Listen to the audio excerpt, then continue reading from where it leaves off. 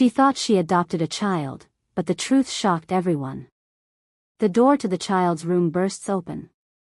In the middle of the night, Emily stands over 6-year-old Jake's bed, the boy she and her husband Michael adopted from an orphanage 3 months ago. Her hands are trembling, the phone pressed to her ear. "He's not ours," she whispers to her friend. "I checked.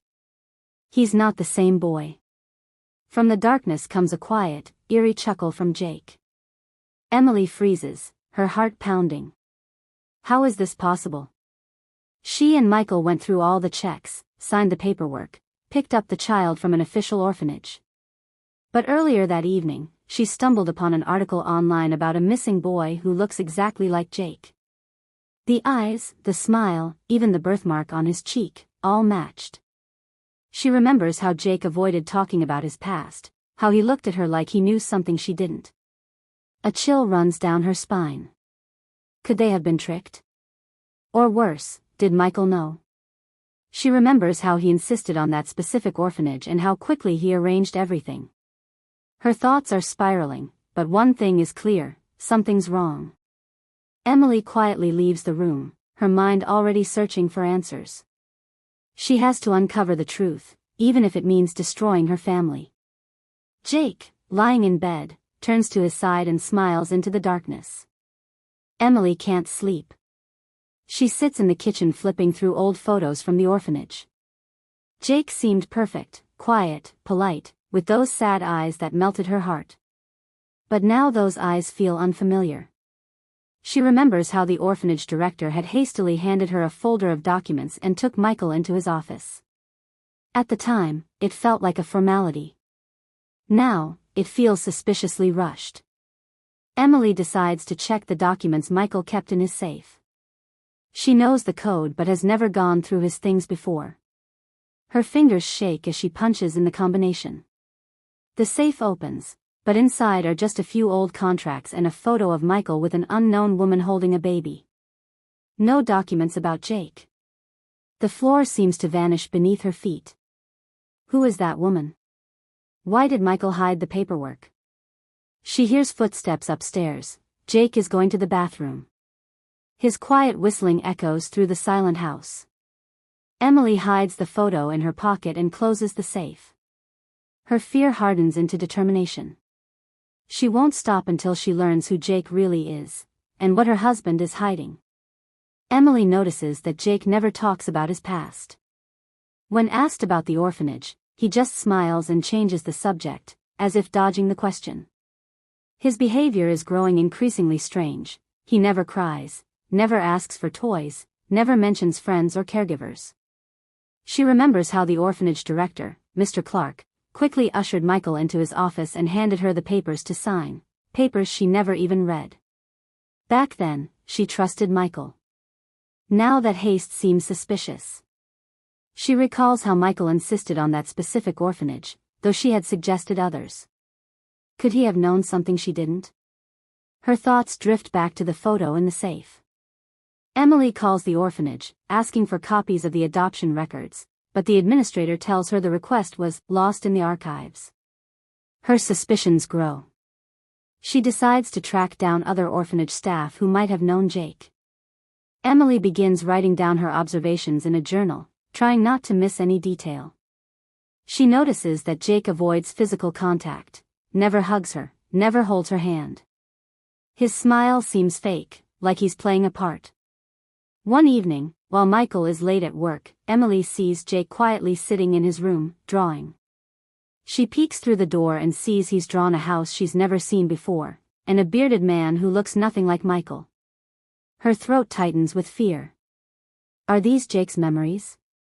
Is he drawing his real past? She takes a photo of the drawing and adds it to her notes. Emily starts following Michael after work. One evening, she sees him meeting an unknown man in a cafe. They talk quietly, but Emily manages to snap a picture through the window. The man looks familiar, though she can't place him. At home, she compares the photo to images from orphanage staff directories online, and finds a match. He's one of the staff members present during their visit. Her world begins to collapse. Was Michael part of the deception? That night, she installs a call tracking app on Michael's phone while he sleeps. The next day, she sees he called an unknown number belonging to a private security firm. Why would he need to contact people like that? She remembers Jake once said, "You don't know who I am," and laughed like it was a joke. Back then, she didn't think twice. Now, it sounds like a warning. Emily finds the social media profile of Mrs. Henderson, a former caregiver at the orphanage. Pretending to be a journalist, she sets up a meeting. Mrs. Henderson pales when she hears Jake's name. "He's not from here," she says. "He was brought in the day before you arrived. The director told us not to ask questions." Emily's heart skips a beat. Who brought Jake? And why was it all arranged so fast? Emily comes across an article about a boy who went missing 2 years ago in another state. The photo looks shockingly like Jake, the same facial features, the same birthmark. But the name listed is different, Nathan. She checks the dates. Jake showed up at the orphanage a month after Nathan disappeared. Emily buys a hidden camera and installs it inside Jake's night lamp. She hates herself for it, but the doubts are too strong. In the footage, she sees Jake pull a phone from under his pillow and whisper, "They still don't know. I'm doing everything you said." Emily's blood runs cold. Why does a 6-year-old have a phone? And who is he talking to? The next morning, her hands shake as she makes him breakfast. Jake looks at her and says, "You're acting strange today, Emily." She forces a smile, but her mind is spinning.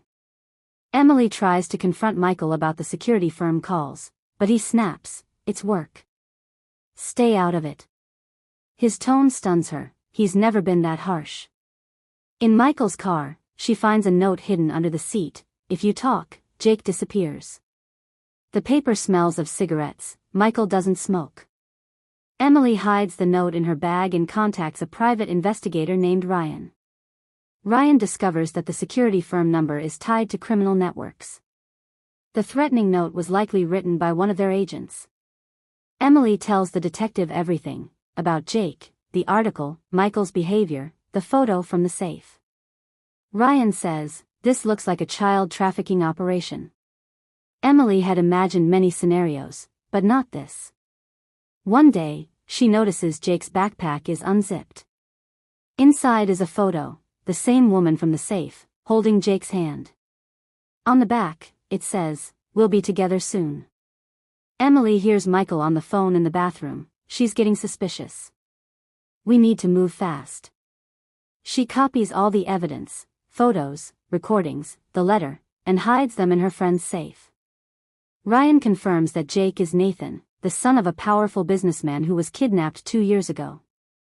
The woman in the photo is his biological mother, who blackmailed Michael into hiding the boy in the orphanage. Emily sits down with Jake and shows him the photo. "Who is this?" she asks. He stares at it for a long time and says, "You're not my mom." The words sting, but she holds herself together. Jake is a victim, just like her. Emily gives Ryan the evidence, and he contacts the police. When she gets home, she finds Michael packing a suitcase. "Where are you going?" she asks. He doesn't answer. His eyes are full of panic. The police arrive within the hour. Michael is arrested for his role in the abduction.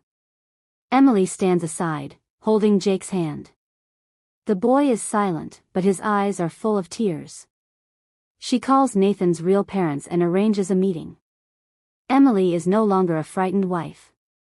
She gathered the evidence, exposed Michael, and uncovered a child trafficking ring. The orphanage was part of a network that kidnapped children and sold them to childless couples. Michael had been bribed to stay silent and convince Emily to adopt Jake. Emily meets Nathan's parents. They've been searching for him for years. Their gratitude gives her strength. She hands over all the evidence to the police and journalists, who publish a damning exposé. The orphanage is shut down, those responsible are arrested. Michael is sentenced to 15 years in prison. Nathan is reunited with his parents, who send Emily a heartfelt thank you letter. She stands in front of an empty house, knowing she's lost a family, but found herself. Emily smiles, ready for a new beginning.